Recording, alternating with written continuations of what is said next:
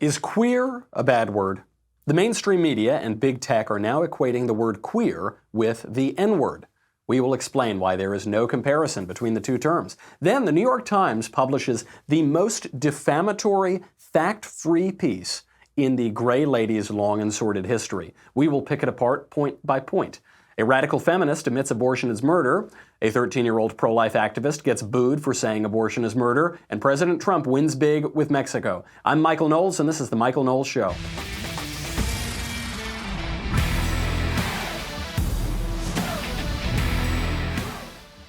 So much to get to today. We've got to talk about all those awful, terrible bigots that the New York Times wrote about. Those awful bigots like Dave Rubin or Phil DeFranco or Milton Friedman.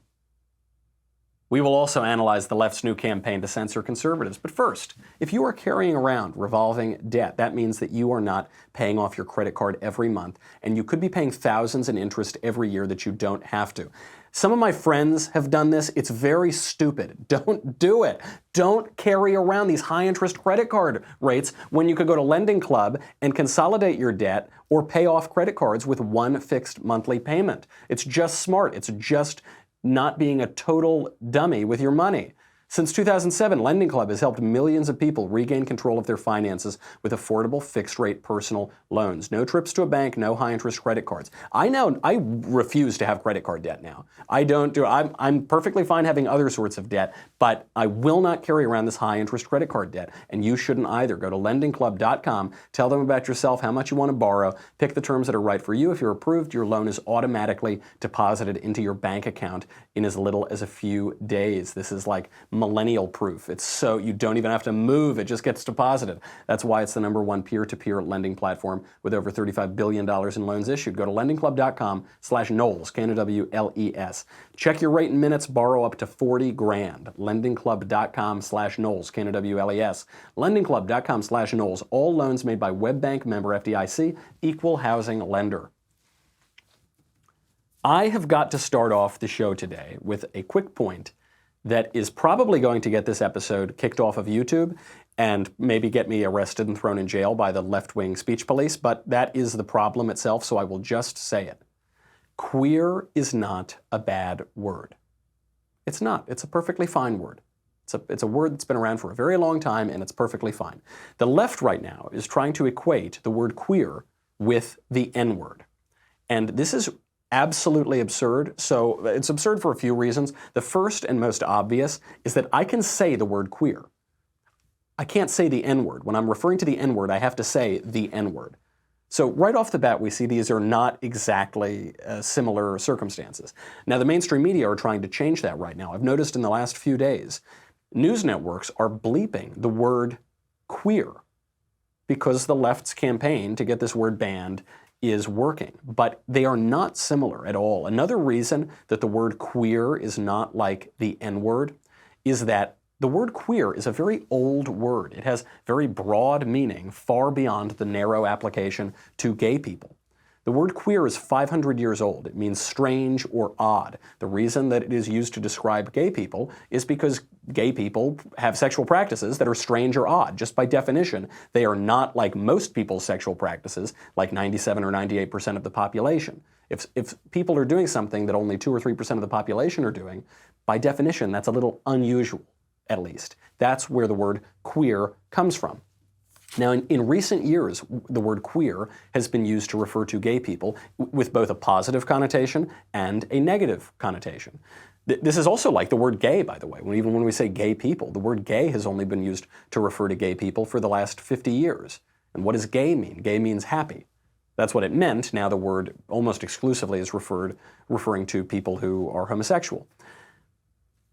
Queer has a lot of usages for a very long time. The N-word does not. The N-word is only a slur for black people. We don't even really know the history of the N-word or the etymology of it. Some people erroneously think that it derives from the word Negro. It doesn't. There's no evidence of that. Or they think it derives from the word niggardly. It does not. They're also not related. Now, presumably it does derive from words that, or it is at least related to words that are associated with blackness. So Negro, Noir, Nigeria, there's country Nigeria. It at least probably has some relation to those words, but we don't really know where it derives from. We do know that the N word, hard R, itself is only used for centuries as a negative slur for black people. The word queer has a zillion applications. It's a generic word. Another reason why queer is not like the N-word is that queer is used by gay people themselves to refer to themselves. If the word queer is a hateful slur, then the acronym LGBTQ is also a hateful slur. The Q stands for queer.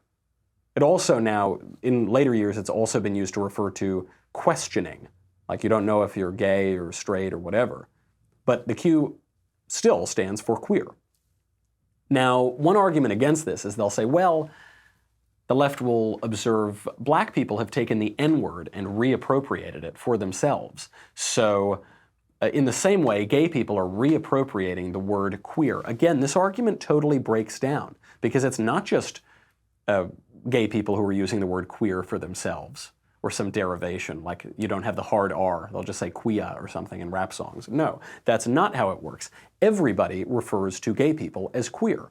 Politicians who are gay or straight or whatever all refer to the LGBTQ community. Corporations refer to the LGBTQ community. The government refers to the LGBTQ community. So it's not just that it's a term that only I can use, but you can't use it, and that's our word. No, it's used by everybody. Now, could you imagine a politician referring to the N-word community? Could you imagine a government office saying, listen, we just want to welcome all of the N-word community here. You'd have a riot. You'd have riots in the streets. How about in academia? The word queer is used regularly in scholarship. There's a famous book called Queering Elementary Education. Could you imagine a book called N-wording Elementary Education? Probably would not be allowed on Amazon for very long, but you can get Queering Elementary Education on Amazon. Academic journals regularly refer to queer times or queering. Could you imagine N-word times or N-wording? There are whole academic departments at universities around this country called queer studies.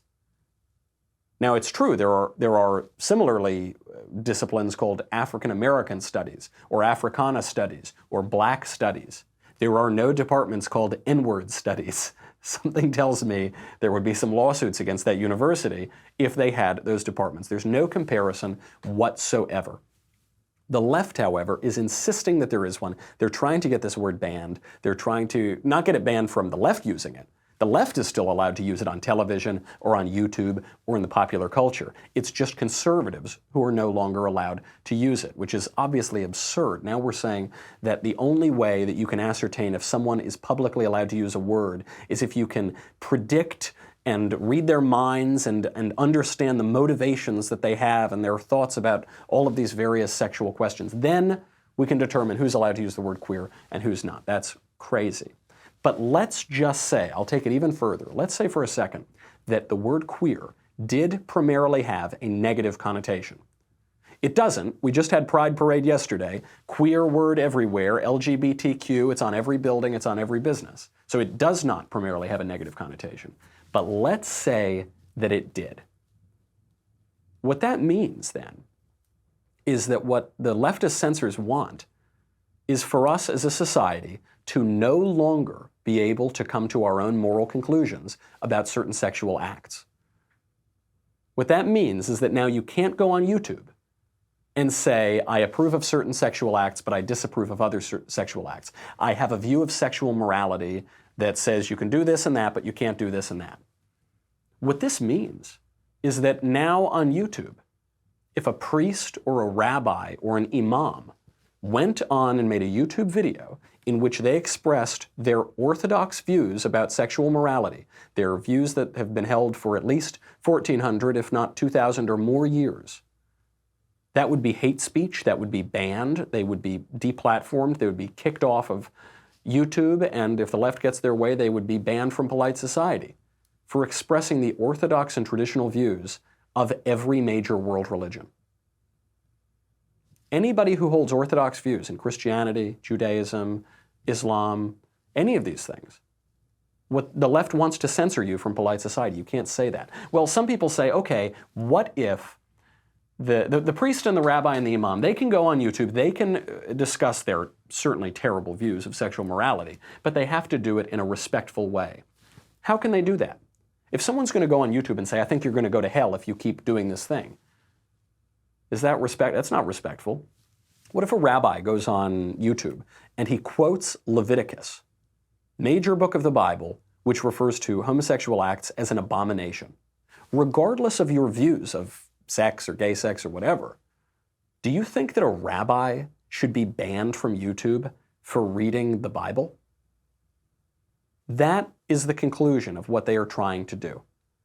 This is radical. What they're trying to do, this is what they always do. They have this radical idea that now if you quote a book from the Bible, or if you disagree with the very, very recent modern leftist orthodoxy about sexual morality, if you disagree with what has only become a mainstream view in the last 10 years or so, that you are radical, you're crazy, you're radicalized. That's what the left is saying. But that idea that they're saying is itself a totally radical idea. You're saying that even Barack Obama's view of sexuality while he was president, which said that marriage is between a man and a woman, even that view is radical, bigoted, hateful, should be deplatformed, shouldn't be allowed in polite society. That is the true radicalism, and what the left always does, because they project and they invert reality, is the left is saying, no, you who hold the views that everyone has held for the entire history of civilization, you are really the radical one. It's a complete lie. The New York Times shows this explicitly in the most dishonest, ridiculous, actually funny article that they have published in my lifetime. They published it over the weekend. It was the main story on the New York Times homepage. This obviously took a long time to put together. It's called The Making of a YouTube Radical, and they're using it in conjunction with Vox.com and in conjunction with YouTube and Google themselves to censor conservatives on the internet. We'll get to that in a second, but first, let me tell you why I look so good. I'm feeling a little proud of my nice baby smooth face today because of Dollar Shave Club. Because Dollar Shave Club has everything that I need to look, feel, and smell my best. You might have seen I put out a video, or a picture rather, on a Friday of me licking a cake that says taxation is theft, and I was shirtless, and I was just, you might think, Michael, how does your skin get so smooth? How do you look so, like a little snack? Well, the answer is Dollar Shave Club. I never have to go to the store because Dollar Shave Club sends me everything I need right to my door. Also, they keep me fully stocked on what I use so that I don't run out. I don't even need to think about it, which is the key, because I don't think about these things. So before Dollar Shave, I would be using whatever razor I had, reusable or something, and I would shave with it until it was just a perfectly rusted piece of metal, and I don't know, I'd be like ducking tetanus every time I shaved. Now Dollar Shave, I don't need to think about that. They have everything you need to get ready, no matter what you're getting ready for. They have you covered head to toe, from your hair to your skin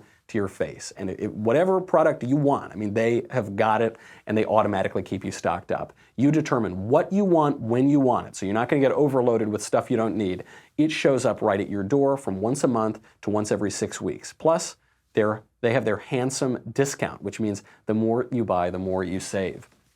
Right now, they've got a bunch of starter sets that you can try for just $5, like the Oral Care Kit. You can get the starter set for $5 right now. Go to dollarshave.com/covfefe, C-O-V-F-E-F-E. That is dollarshave.com, dollarshaveclub.com/covfefe, C-O-V-F-E-F-E. It is fabulous, and you're going to love it. This New York Times article, the most dishonest tripe. I don't know that there was an honest word in the article. It's called The Making of a YouTube Radical by Kevin Roose, a fake journalist. I'm just going to pick it apart point by point. I can't even give you just the broad overview. Every paragraph is a lie. So it starts out it was on mobile, it was on the website, lots of photos, and it was all of these awful people, these radicals. Do you know who the radicals were? Ben Shapiro, probably the most mainstream conservative voice in the country. Ben Shapiro, Dave Rubin, who is amiable to a fault. Dave Rubin's whole show is he has people who have different points of view on, and then they discuss them. Dave Rubin radically presenting both sides and taking the center of an argument. Do you know who else? Phil DeFranco. I don't even think that guy's conservative. And then this is my favorite one. of all these pictures, because they mix them in with people who are maybe a little racist, maybe a little bigoted, maybe you've never heard of, who are really extreme. And then, in the middle of it, is Milton Friedman. Milton Friedman, probably the most famous economist of the 20th century. He's just a guy who supports free markets and free economics. And he's like a grandfatherly figure who won a Nobel Prize in economics. This is Milton Friedman. This is radical, according to the New York Times. Look at this lead pencil. There's not a single person in the world who could make this pencil. Remarkable statement? Not at all. The wood from which it's made, for all I know, comes from a tree that was cut down in the state of Washington. To cut down that tree, it took a saw. To make the saw, it took steel. To make the steel, it took iron ore. This black center, we call it lead, but it's really graphite, compressed graphite. I'm not sure where it comes from, but I think it comes from some mines in South America. This red top up here, the eraser, bit of rubber, probably comes from Malaya, where the rubber tree isn't even native. It was imported from South America by some businessmen with the help of the British government. This brass ferrule, I haven't the slightest idea where it came from, or the yellow paint, or the paint that made the black lines, or the glue that holds it together. Literally thousands of people cooperated to make this pencil. Okay, David Duke. All right, Richard Spencer, calm down with your description of how different peoples around the world can cooperate in free markets to produce goods at a relatively low price for consumers around the world. All right, calm down there. Mr. Adolf, gosh, that's a radical, according to the New York Times. That was my favorite one. All of them were ridiculous, but that was my favorite one. How does it begin? You see the makings of a YouTube radical. Story begins with all these pictures. You scroll through and it says, Caleb Kane was a college dropout looking for direction. He turned to YouTube. You scroll up. Soon he was pulled into a far-right universe, watching thousands of videos filled with conspiracy theories, misogyny, and racism. Yeah, that's how I would describe Milton Friedman. Conspiracy theories, misogyny, and racism. Because he talked about the color of the pencil. I guess that's racist. Then the final line, I was brainwashed. And here you see the point of the article. From the very beginning, what the New York Times is trying to tell you, what the whole left is trying to tell you, is that we don't really have any choice. We don't really have free will. We don't really have the ability to watch whatever we want on the internet. See, that's what the internet does. It lets you watch whatever you want. It's not like the old mainstream media that keeps people out. They're gatekeepers. No, on the internet you can see whatever you want. Their thesis is, no, you can't. You really have no choice. You're just brainwashed. You're brainwashed by yourself. You have brainwashed yourself with YouTube helping you along. It's not about free will. It's all about the all-powerful algorithm. Capital A. This is essential to the leftist argument that YouTube has to censor conservatives. They say it's not about the viewers. It's not even about the content creators on YouTube.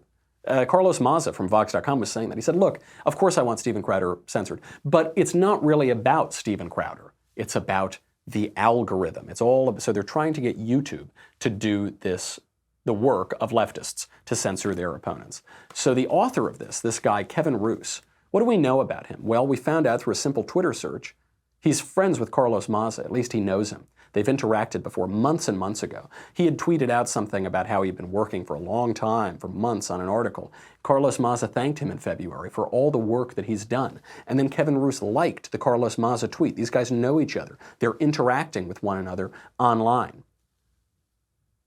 Then they open up this story. I mean, the timing is a little suspect too. Carlos Maza from Vox.com launches his crusade on conservatives to get them kicked off of YouTube on May 30th, 2 days before Pride Month. Then, not 3-4 days later, a little longer, I guess a week later, the New York Times publishes this major piece. This piece took a lot longer than a week to produce. Obviously, there was some communication going on here as YouTube is ramping it up. This is an all-on assault, not just at the beginning of Pride Month, more importantly, at the beginning of the 2020 election cycle.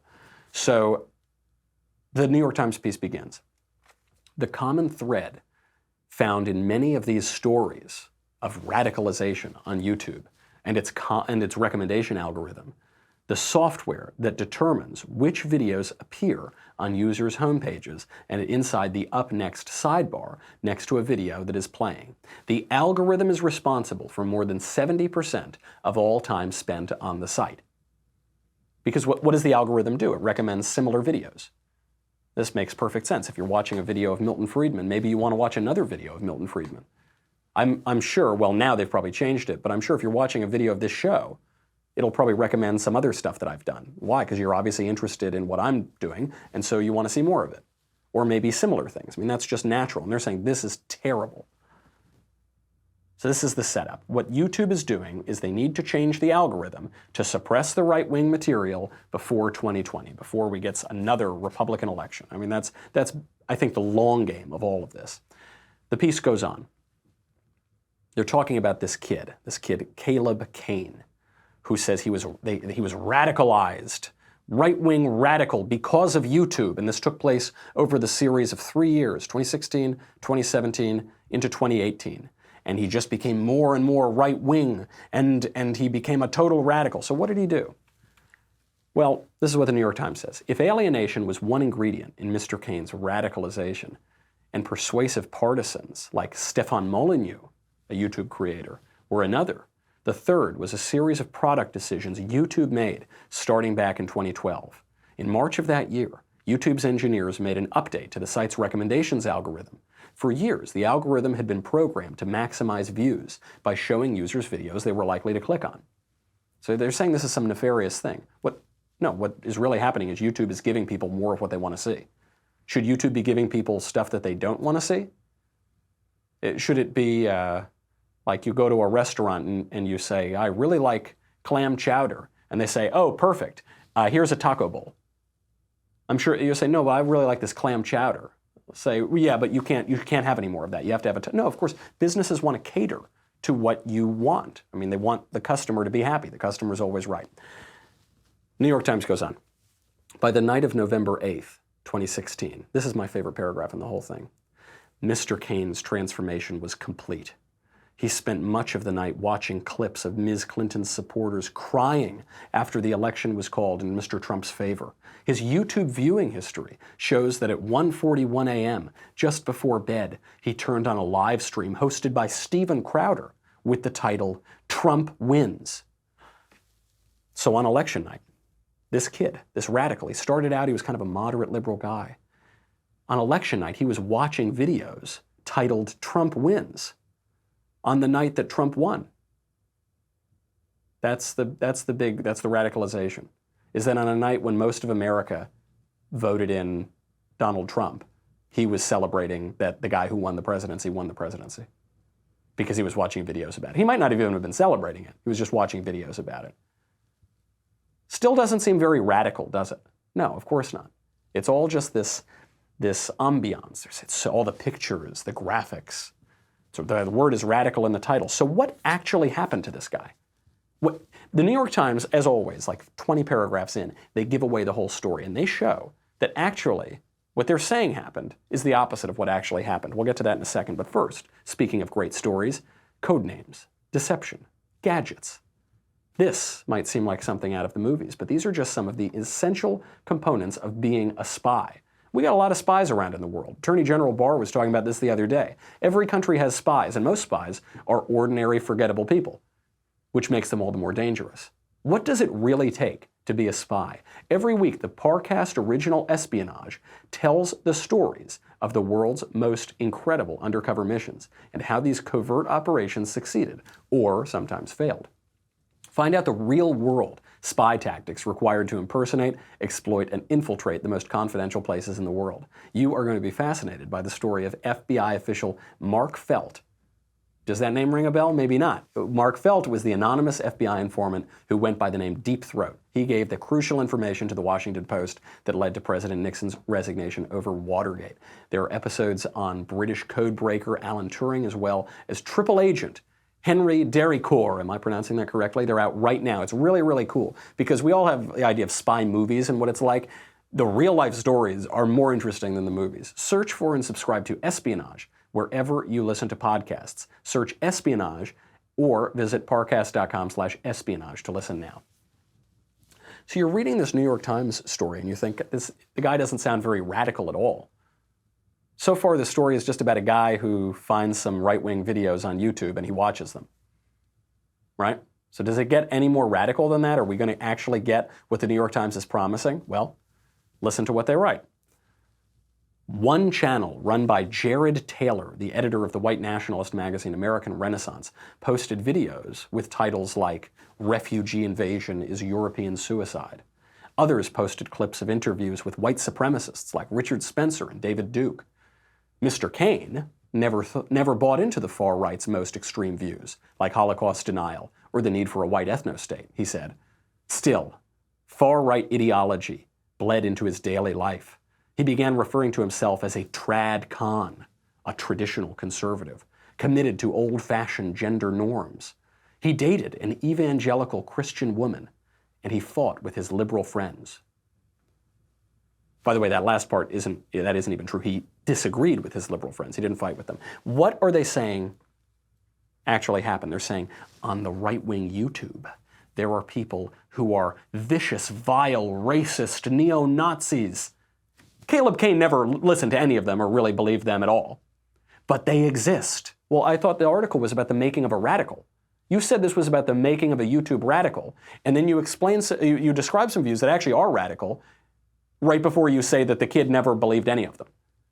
The most radical thing that this kid did, according to the New York Times' own reporting, is he referred to himself as a traditional conservative. That's it, guys. That's it. When they use the term, the alt-right, on the left, when they use that term, they're just talking about you and me. They're just talking about anybody who believes that the genders are different. That's what they said. They said he started to believe in gender norms. Oh, he believes that men and women are different? Okay. And then he disagreed with his liberal friends. Oh, the guy who has conservative viewpoints disagreed with people who have different viewpoints, okay? And this is the most shocking thing of all. He dated a Christian girl. He dated a Christian girl. That's the radicalization, is that a guy in 2019 in America dated a Christian girl and called himself a conservative.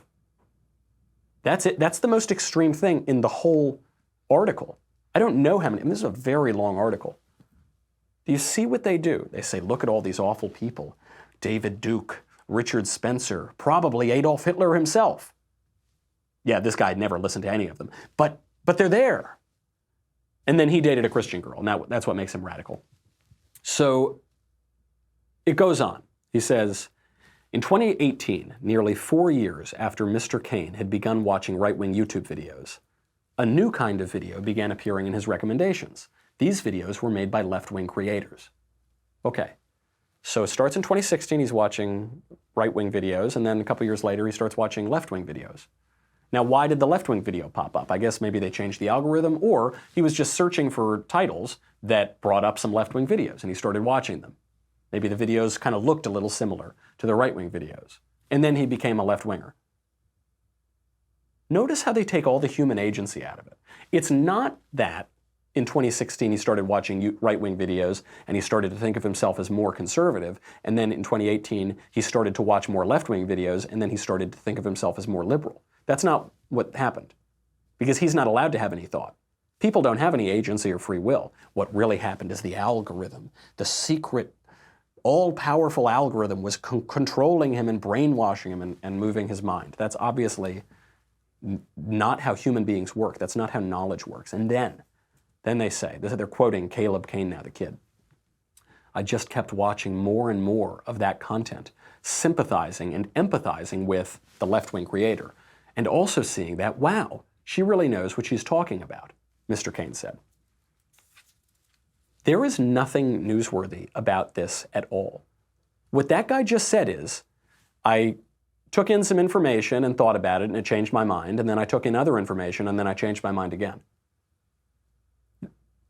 There is nothing newsworthy about changing your mind. People do that all the time. And then they talk about his new life. So I guess they say he's been radicalized, and then I guess he's come out of the radicalization. We've never seen any radicalization in the whole article, but that's what they say. Then at the end they say, what is most surprising about Mr. Kane's new life, his new left-wing life, on the surface is how similar it feels to the old one. He still watches dozens of YouTube videos every day and hangs on the words of his favorite creators. It is still difficult, at times, to tell where the YouTube algorithm stops and his personality begins. No, it's not. It's not difficult to decide that. You have no respect for this guy, obviously, and you have no respect for anyone else, New York Times, so you think that they don't have any brains in their head, that they're just robots, zombies, being controlled by YouTube. But it's not difficult to figure out where someone's personality ends and where YouTube begins. What they think and say and do is their personality, and the videos they watch are the videos they watch, or the books that they read.